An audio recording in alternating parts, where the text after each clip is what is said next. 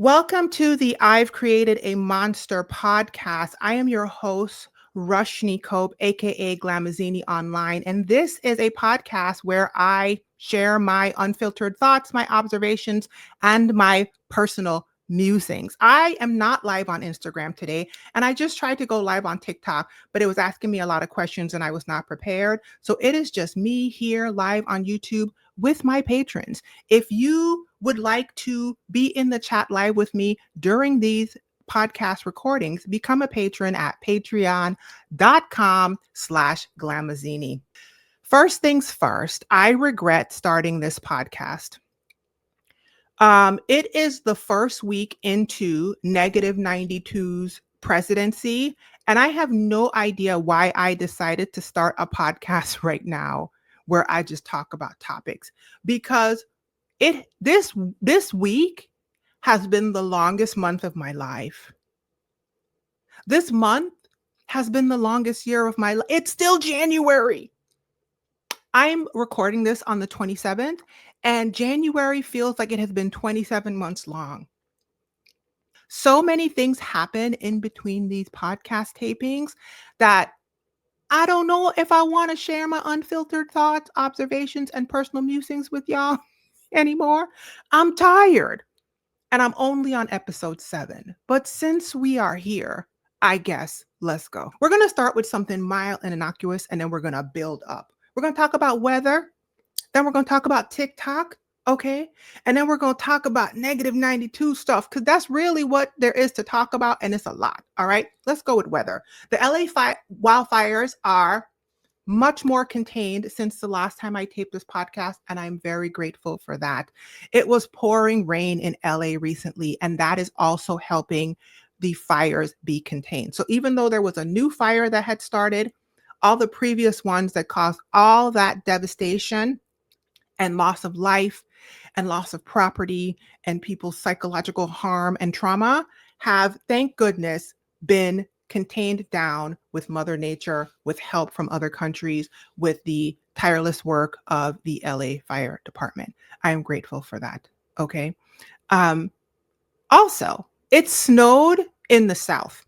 And if you want a joy bomb before you, or if you are too invested in politics and the wild ride that is the reign of -92 so far, look up snow in New Orleans, snow in Atlanta, snow in the South, and see how the people who aren't used to getting snow have been line dancing in the snow.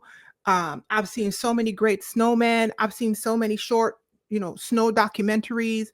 It's just been a hootin' good time. Okay. Also, I have never seen Bourbon Street covered in snow, so that was new and different.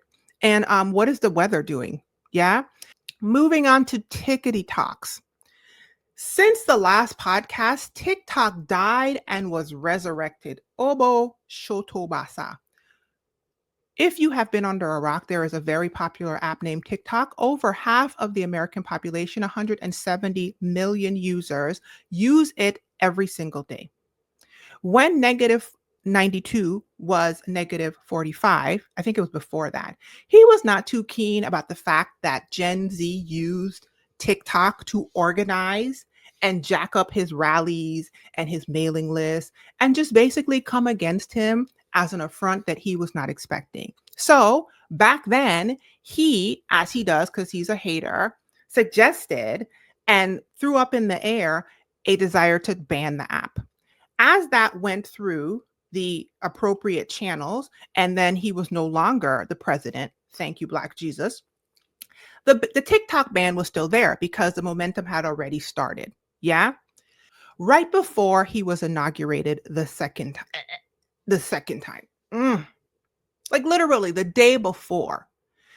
The TikTok ban was supposed to go into effect in the United States. We were not sure that it was going to happen, but we were told the date of January 19th, which was a week and a day ago of me taping this. There was all this stuff going on where his name was on stuff. The same person who said to ban the app in the first place, his name was on the resurrection notices. I'm on the app on January 18th at 9:30, just enjoying myself because this thing might go away. And we get a message that says that the app has to go away and that negative 45, because he was not the president at the time, is working with them to make sure to see if they could work something out. I was really annoyed because I'm trying to figure out how negative 45 at the time, who is a private citizen, has anything to do with what TikTok is doing. Also, a day or two later, when the inauguration occurred, TikTok had this huge party as part of the inauguration events. That party had a step and repeat. That party had stuff that you had to have time to create before. So it was feeling very much like they was in cahoots behind the scenes already. And it just gave me the ick. Anyway, TikTok went offline for like 12 solid hours and then popped back up miraculously with another message with negative 92 at the time, because at that point he was inaugurated. Honestly, I don't know if the man was inaugurated at that specific point because I did not watch anybody's inauguration. I don't. Although somebody said, the grapevine said he ain't put his hand on a Bible, and that's the first time a American president has gotten sworn into office and has not put their hand on a Bible. I didn't see it, so I don't know that to be true. That could be allegedly, allegedly, allegedly. Okay. But if the man was inaugurated at that point, all of a sudden now, 12 hours later, after pulling the rug out from underneath all these people who make their livelihood, scaring the living daylights out of them, and then creating a problem that you then pretend to swoop in and fix, the app was back. And I have been posting on TikTok more since the app came back. And I think the reason I'm posting on, not I think, the reason I'm posting on TikTok more is because I still think the app isn't going to be there. And combined with the fact that my word of the year is audacity, I'm starting to realize, like I've told you guys in past podcasts, the rules don't exist. So why am I following them? Left is right, down is up, diagonal is Jello mozzarella cheese.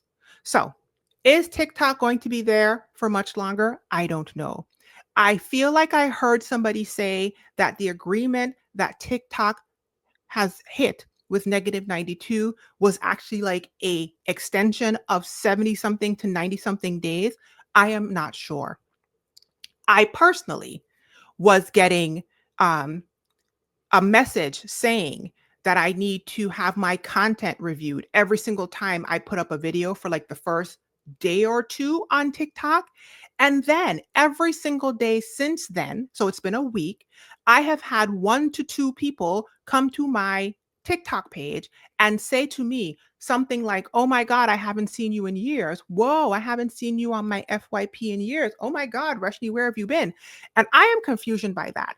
My speculation, I don't know this to be true, although other people have told me it's true, but I still have not confirmed it for myself. My speculation is the TikTok servers have something to do with the Meta servers now. And that is why my content is being shown to more people, because I have gotten 200 or 300 followers since last week putting up random videos. And why do you think that, Rashni? My largest platform is a Meta platform. I have 120,000 people on Facebook.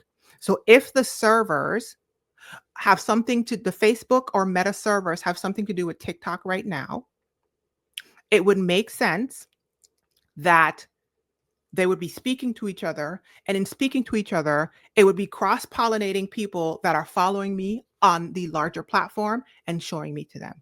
I don't know that to be true. Okay. The other thing I want to talk about TikTok death and resurrection is right before the app went away, there was this trend using that sound from Family Guy, which is like, since we're all going to die, I did not care for The Godfather. And people were using that sound to make like TikTok deathbed confessions. And some of them were fun, and some of them were innocuous, and some of them were tongue in cheek. But there were a good amount of very large, successful content creators coming onto TikTok and confessing basically that they had lied about the whole premise of their platform. Like if their platform was about making fancy ice cubes, they came on and confessed that they don't use the ice cubes. Or if their platform was about mukbangs where they eat a lot of food but somehow still remain skinny, they came on and confessed that they don't eat that food. If their platform was about a relationship, they came on and confessed that the relationship wasn't real. If their platform was about a mother-son thing, they came on and confessed that they were actors. It was wild work. Wild work. Okay. And this is what I said on TikTok, and this is what I'm going to say to people because I didn't have any content creator that I followed say something like that. And I don't know if that's just the fact that my discernment is on 100. So I didn't follow anybody that felt skeevy like that. But the lesson learned is people are willing to lie to your face for their own gain. And people can amass huge followings of low hanging fruit by lying to your face for their own gain.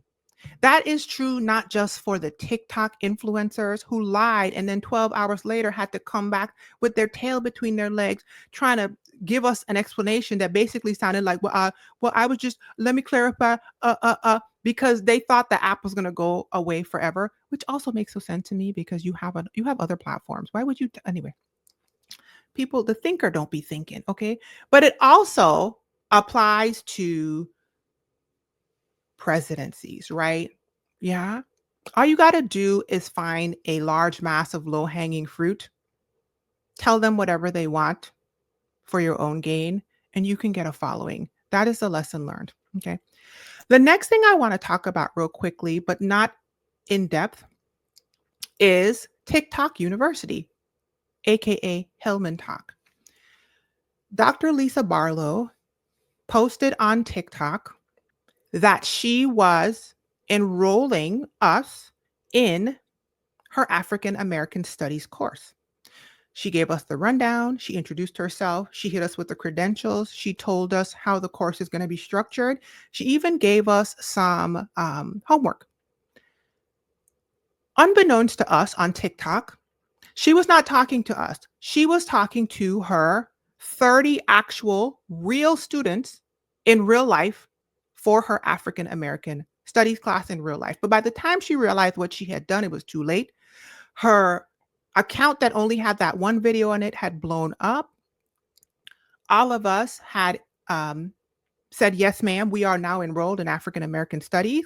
And other educated and knowledgeable, mostly Black women, right, had started their own online class, quote unquote class, but also class because a lot of these people have degrees, are actual professors, are actual educators about topics that they could share, right?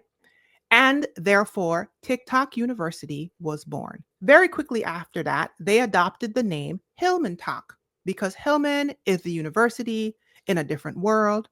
And I was super happy that I actually knew that because when I heard it, I was like, oh, like a different world. Because I did not watch a different world that much. I know that's that whole like take your black card thing. Yeah, yeah. But I actually got the reference. I was proud of me. Okay, good job, Rushni.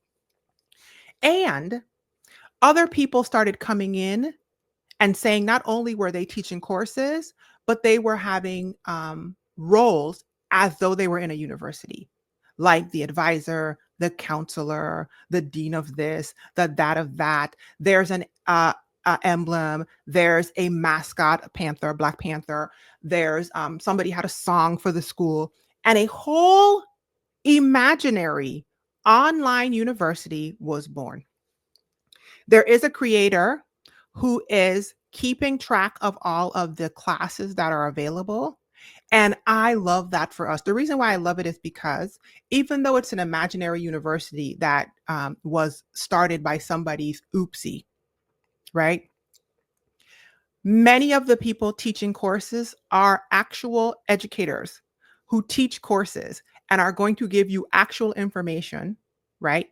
And they can be compensated because if you quote unquote sign up for their class, which means follow their account and engage with their content, they can become monetized on the TikTok platform and theoretically over time be making more money than they would as an educator, depending on how much traction their specific class creates. And I love that for them. Two things.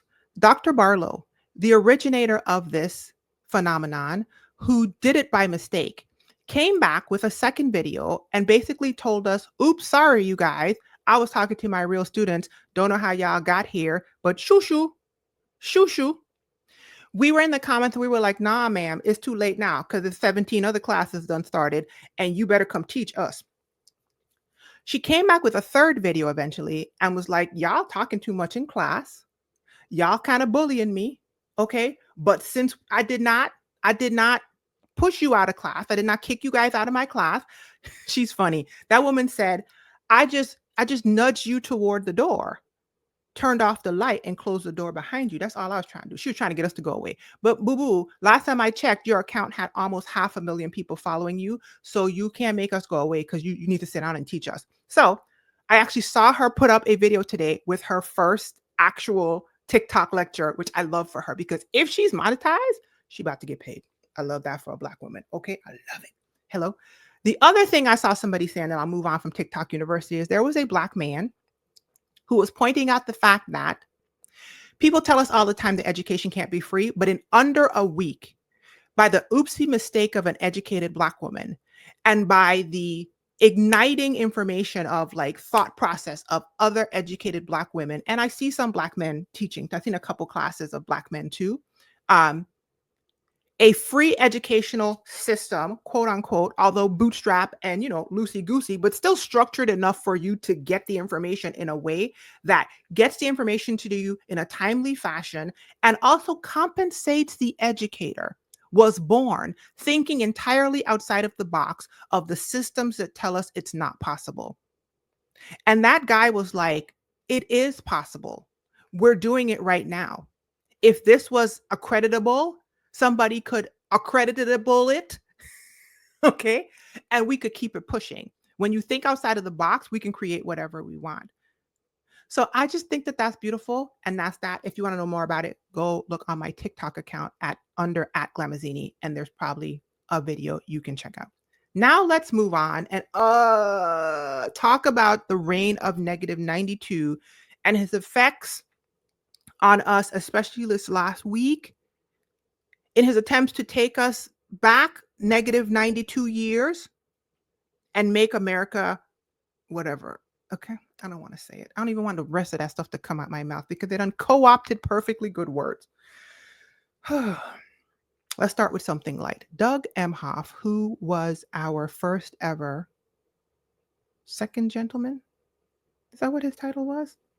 VP's spouse. Okay. Kamala's husband. They were at an event and the senator from Nebraska, Deb Fischer's husband, who refused to shake Kamala Harris's hand when Deb Fischer was being sworn in, had the freaking audacity to go up to Doug and try to shake his hand. Now, I'm trying to understand how in the world you gonna not shake a man wife hand who is the vice president of the country for which your wife is being sworn in as a senator, and then have the iron balls, okay, to go to an event and try to shake her husband's hand. What in the patriarchal racism is that? Are you trying to tell me that this man, who is a white man, Doug, is worthy of your respect and your greeting, but his wife, who is the reason why he's even there, is not? Anyway, Doug refused to shake the man hand, okay? Which is all you want to see. Doug Emhoff has stood on business, okay? Doug is like, listen, you ain't rocking with my Kamala. You ain't rocking with me. Get your grimy hand away from me. Shoo, shoo, shoo, shoo. And I love that for him, okay? I love that for him. They were also spotted, Doug and Kamala, grocery shopping together recently. And for some reason, there were people on the right upset about that. Let me tell you what. I have noticed as a longtime content creator that people are on edge.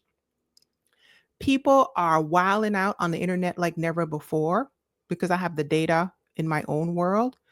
And critical thinking and cognitive functioning are at an all-time low, okay? At least the display of it is at an all-time low. I'm not saying they weren't like this before. I'm just saying all of this is happening and people are just coming out in the most reckless, trauma-induced states and saying crazy stuff. I think we've made too many mics and given too many people mics where what people need to do really is go outside and touch grass and then call a therapist. Okay. But anyway, next, okay. Snoop Dogg and Nelly apparently performed at Negative 92's inauguration events. People were especially up in arms because back in 2016, when Negative 45 was became president, Snoop was very vocal about anybody who was going to go perform for that man. Call them everything but a child of God. And then when I tell you that man spun around and did the exact same thing he was dragging people for on the internet 8 years ago, and when I tell you it was a non thing to me, disappointing to many people in the community. Once again, just like the TikTokers who was lying in y'all face, I was not consuming Snoop Dogg's content. I was not consuming Nelly's content. Am I shocked that rich people who have not shown things that indicate that they have done the work to not fall for the okey doke, fall for the okey doke? I am not. Okay. One of the things that you're going to hear me say a million times on this podcast is the same thing I have said about when we saw the drones in the sky. Okay. If you go back a few podcasts, there was some school bus sized drones flying over some state, and everybody was like, what's this? And what is it? Whatever. And I said, if the government has not said anything about the school bus sized drones that everybody saw, that's because them was the government's drones. Period. Next. That's how I feel about all of it. Okay? That's how I feel about all of it. If Snoop and Nelly all of a sudden have their heads up rich people's behinds, I saw what I saw. They are who they are. I am not spending any time trying to contort my brain to figure out what I'm looking at. I'm looking at it right there. I'm looking at rich people trying to get to proximity of power and or falling for the okey doke. It's all of the isms working as intended. Okay? And that's all I have to say about that. Speaking of all the isms working as intended, all of the social media CEOs were front and center during the inauguration in a way that we have never seen. Zuck was there, Bezos was there, Muskrat was there. Oh my, everybody was up there in the front. It was just a smorgasbord of billionaire patriarchy. It was just a ill. It was a ill. Okay. Once again, I'm not going to spend a bunch of time trying to interpret what I'm looking at. I'm going to look at it, call it what it is, and move on. Now, this is an interesting thing, right? Reverend Malcolm Foley says that there are 3 necessary elements of an empire. And he actually bases this off of Revelations, the book in at the end of the Bible. Okay. They have to have military might, they have to have economic wealth, and they have to have control of messaging and or a very effective propaganda machine. So, when I see all the CEOs of social media, of social media companies and sales companies, financial Amazon, Bezos, when I see all these people up there, once again, I'm not shocked. Because to have an empire and try to do the things that empires do, those are apparently the components that are necessary, and we're literally watching it happen in front of our face. And anybody who tries to tell me that's not what happening, I ain't got time for it. Let's speak about another thing that people have been trying to figure out. Muskrat stood up there on the inauguration stage and did a smotsy salute. Okay. And I'm saying it that way, hoping the video won't get flagged. Yeah. I have seen people on the internet trying to decide whether it was a smotsy salute or whether it was an exuberant man with autism who is socially and physically awkward doing a hand gesture from his heart to us. And this is what I'm going to say. I'm going to cross over into my personal life. Okay. I have had decades of experience with people undiagnosed and then eventually diagnosed on the autism spectrum. Yes, I am very versed experientially. That was hard to say. You know what I meant. Experientially. Much better. Much better. With the disorientation and confusion of trying to figure out if somebody had negative intent or if they had a different capacity for a thing. Watching someone do something that is a negative thing, like a schmatzy salute, for example, and trying to give them the benefit of the doubt and recategorize it to something else. That has literally been my lived experience for 20 plus years. And it is exhausting to say the least. However, let me say this as I breathe on 50's neck. What I realize is, and I have learned this the hard way, so I don't have to learn it with Muskrat and his schmatzy salute. Okay.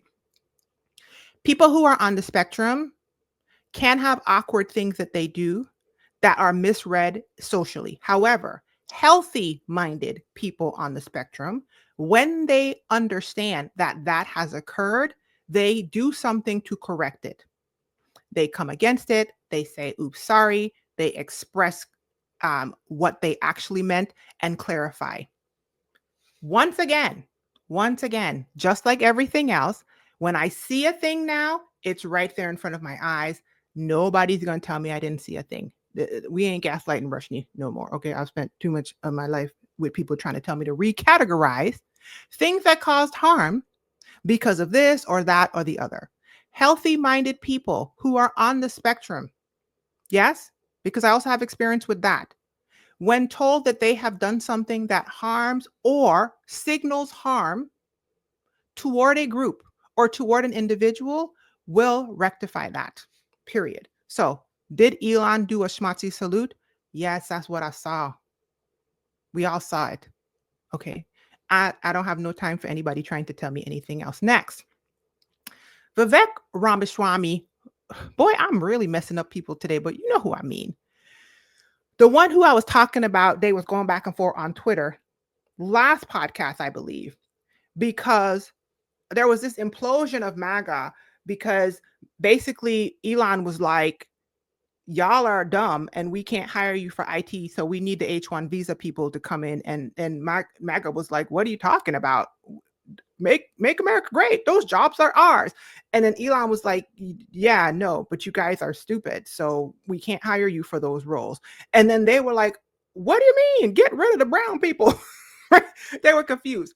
And then Vivek had came in and Vivek was like basically doubling down and being like, correct. Elon is correct. You know, he probably shouldn't have told y'all out loud that you guys aren't smart enough. But, you know, and there was this whole implosion and Laura Loomer showed up and she was putting up dollar signs about how much Elon pays baseline H1 visa people. It was a whole thing. Okay. Vivek apparently was supposed to be head of the Doge Department of something, made up department that negative 92 was saying that he was going to put into place in his reign of terror when he was inaugurated. And I think Vivek was supposed to be a partner in crime in that Doge situation. And they was talking about that before the inauguration. When I tell you Vivek didn't even last a week, I don't even know if Vivek lasted a day. All of that yaka ya, all of that fla blah fla before these people got in office. And Vivek was out of Doge by the end of the day. Okay. I don't know if he even was. That man was what, 12 to 48 hours in the administration. And they was like, get him out of here. Also, Doge is not a real thing. So the fact that Vivek, who swore to goodness that the people on Twitter who was making sure he knew he was not white, okay, the MAGA was like, we thought you were a brown person we could use, but how dare you tell us that we're not smart, you brownie. You know, they was really, they had to, you know, they like to go in on that. He didn't even last the whole week, much less 24 solid hours. And they had to get him out of there. And listen, it is what it is. Okay. It is what it is. My brain is tired. Let's move on. As soon as negative 45 finished his I don't put my hand on the Bible inauguration, he went to sign in executive orders. Okay. This man was like, you get an executive order, you get an executive order, you get an executive order, it was executive orders flying all over the place. One of which freed, I forgot, it was like 1,000 plus some people who were imprisoned or took it off their records for the January 6th insurrection at the Capitol. Okay. And to the point that police officers who had been there and were affected were coming against negative 92 because, like, what kind of message does this send? Do y'all really think negative 92 care about what kind of message? This man don't care about nobody but himself. Okay? These are transactional relationship people. You have to have empathy, right? Biblically, psychologically, all of the leads. To be a person at that level, you got to ride on people back and use people in a system. They are doing systemic things the way systemic things work. I don't know why people would be so shocked to have a system that works like this, where people get to those places and they can pull the okey doke on the low hanging fruit and make them think that they're going to have some benefits when they're really just going to use them. You have to be able to play the game. What these people are good at, like negative 92, like all of the media CEOs that were there, they're good at playing the systemic game. And the systemic game is some groups have to be subjugated so we can take from them. I mean, come on. Come on, y'all. Come on, catch up. Anyway, so he signed a bunch of executive orders. This man only cares about things that benefit him. That was important to him because it was something that had to do with him. So, of course, he's going to sign an executive order about it. He took away the EEOC. Now, here's the thing. Executive orders aren't always just immediately something that happens in the government. Like, for example, I don't know if it was an executive order or if it was later that he tried to fire all of the generals. What do you call it? I forgot what it's called. I'll put it on the screen. And one of the generals, who I think I later found out is a Virgin Islander, so I'm even more proud, wrote him back with the law and was like, that's not how that works. I'll see you on Monday. I still work for the government. You can't fire me. Sorry. And if I'm going to put the man name on the screen because I was like, oh, he wrote back and he was like, I'm sorry, President negative 92. According to this clause and this number and that, and this, and that, you don't have the power to do what you think you can do. So I'm not fired. We gonna be at work, okay? So anyway, he came in with his pen of fire, writing all kind of executive orders, not me, mind you. People in LA struggling, and this man over there trying to decide whether or not we need FEMA or if only the state should handle emergencies. Me, as a recipient of FEMA help from hurricanes in the Virgin Islands, way back, thank God before him, but way back, this man is sitting there while whole swaths of California are on fire, trying to repeal FEMA. This is not a person with empathy. This is not a caring individual who cares about anyone or thing that does not benefit him. So am I shocked about it? No. Am I exhausted and regretting having to do this podcast because am I going to be talking about this doodle for the next 4 years? Possibly. But it is what it is. And listen, expression is the opposite of depression. And so as long as I get it off my chest and it gives me someplace to talk about it, I guess this is like taking a supplement. I guess. Next topic. One of the things that negative 92 put in to place is his threat of mass deportations is already happening and we're only a week in. Over 1,000 people have been gathered up by ICE and attempted to and or deported in a week. Now, if I was somebody who voted for him for that, I would be impressed because you want to talk about chop chop made it happen. Okay. I don't want to be impressed because once again, heartless monster, but wow, that was fast. I actually see people in comment sections on TikTok, not a lot, thank goodness, but I see a few people applauding it and saying when somebody is pointing out that they have a family member or a loved one who has been affected by this, I see people in the comments talking about this is exactly what I voted for. And then other people liking their comments. So, you got to have a bold one to say that I'm a jackass. And then you got to have the passive ones to do the like, whatever. So that's happening and it's horrifying. Also, it's happening everywhere. I personally have not seen it happen in my real life, but I have seen TikTok people in my vicinity and in my state talking about seeing it happen where I'm in Missouri. Okay. And I've seen it pretty prolifically all over the place. Utah and Texas, everywhere. I've seen it everywhere in the United States. And I've seen that they have been going into or attempting to go into schools, hospitals. It's disgusting. It's embarrassing. It's heartbreaking. The complexity of becoming a citizen in our country, we don't a lot of people who are citizens don't understand what people go through. When you are adjacent to people who are attempted to become citizens of the United States, you have a little bit more understanding. I even saw a lady who was proudly talking about voting for -92 on TikTok in all of her content.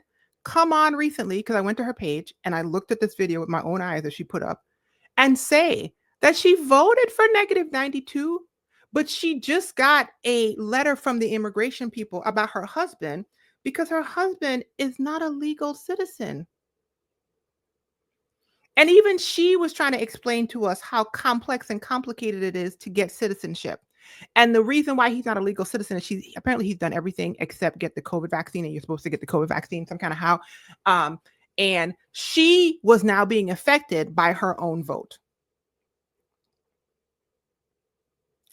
And when I tell you, what do I say, Lord? Human cognition is wild to observe. Wild. Because not only did she do that boldly with all the pompousness by posting about voting for this man on her platform, she came on the internet and basically posted that she was affected by the results of her own vote. Her husband is affected. They are getting information right now. And she put the blame elsewhere, which is, and if you listen on the podcast, I'm just making facial expressions at this time because I don't know what to think about that. That's a wild way to go through life. Anyway, that's happening. I hate that it's happening. I feel kind of powerless in that space.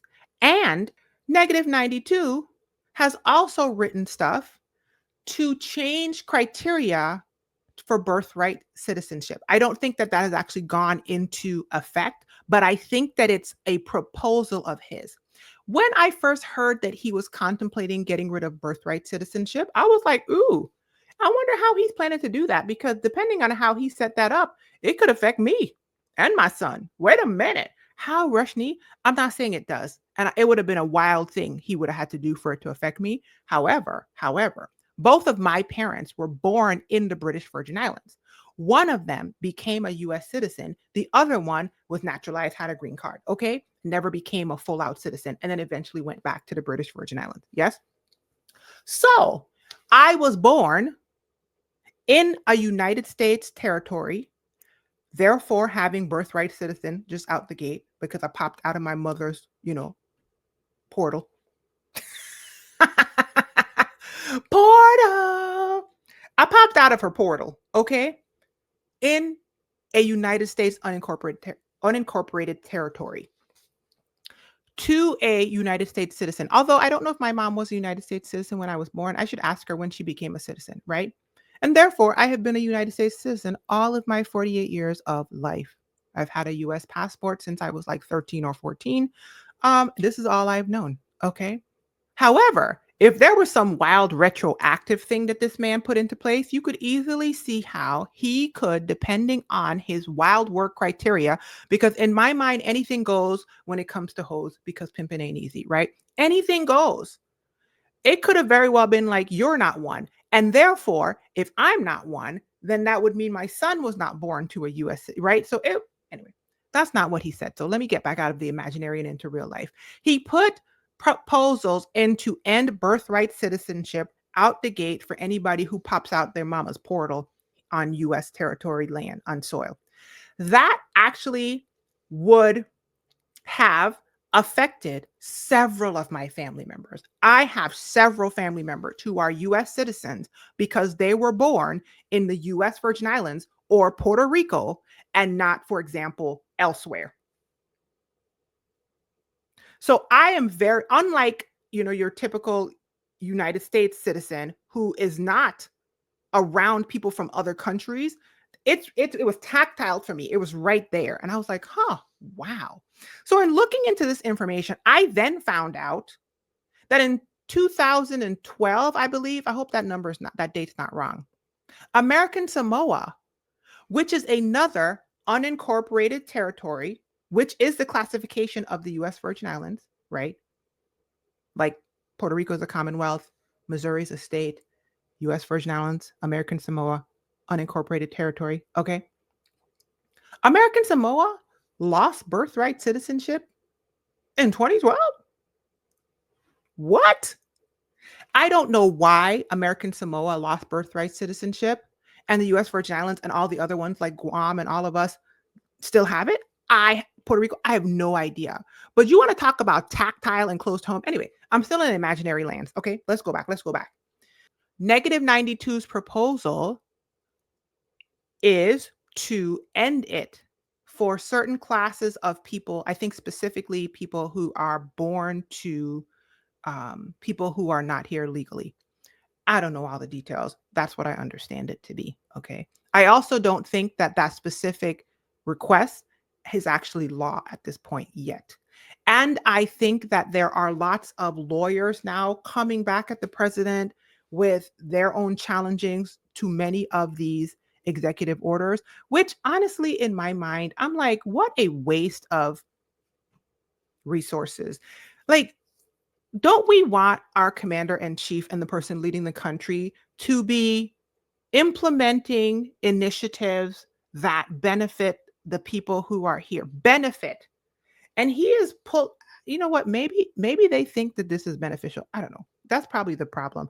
I don't understand how anybody sees this as beneficial. I see it as waste of resources and a play for power by powerful people who want more powerful people and want to solidify a system of you belong down there so we can get on top of you and be more powerful and more wealthy and more might and more in charge of the messaging. That's what I see it to be, but whatever. Who do I know? I am just a woman sitting in her office with a giraffe headband on. hmm That's who I am. Okay. Speaking about a waste of resources, not only is he doing that, he also shut down a lot of the offices of the federal government and basically told them, don't do anything until we say so, including spaces like the CDC that sends out medically necessary information about things that are happening right now to people that need them in the real world, in hospitals, etc. I don't understand how this benefits the people. I understand how it benefits him and the people who he is trying to serve so that he can continue to make them think that they are going to get some of their prizes, because that's the point, right? They're not going to get the prizes. It's just, we need you to be low hanging fruit to keep voting for me. And I need to have this charade that I'm doing something for you. Anyway, the last thing I want to talk about, and then I got to go because you can see why I don't want to do this podcast no more. Because why? Why? Is negative 92 also rolled back all the federal DEI and it emboldened every blasted other business to do the same. Let me say this. Back in 2016, might have been 2015, I don't remember, at a family event, I said about negative 45 as he was back then. I think it was before he was elected. That evil has been emboldened. And a family member, not by blood. Okay, let me make that 100% clear. A family member who eventually I realized was voting for him. I knew that, but my poor other family members did not and found out at that moment and was traumatized. Okay. Said back to me, and I'll never forget this, evil has already been emboldened. They were talking about LGBTQ ligabatoire, okay? In front of ligabatoire people, by the way, but they don't listen to me, so they're not going to hear this. And I can't help but think about them now as DEI things are being rolled back all over the place. And diversity, equity, and inclusion are in place, efforts are in place to benefit anyone who is not the privileged version of a protected class. Yeah? So, for example, race, privileged person, white. Religion, privileged person, Christian. Sex, privileged person, man. Yeah? Okay. Ability, privileged person, not disabled, able bodied. Uh, Ligabaquois, privileged person, heterosexual, right? All of it. So if you're not those things, DEI was in place to help you get an even playing field, an equal playing field, an even playing field, because that's the point of protected classes. I wonder if they're going to still have protected classes. I guess the world will see. Okay. The fact that women got up there and voted for that when we're not the protected class is wild work to me. It's cognitively low functioning and it's low hanging fruit. And I don't understand. Right. The fact that Black people got up there and voted for that.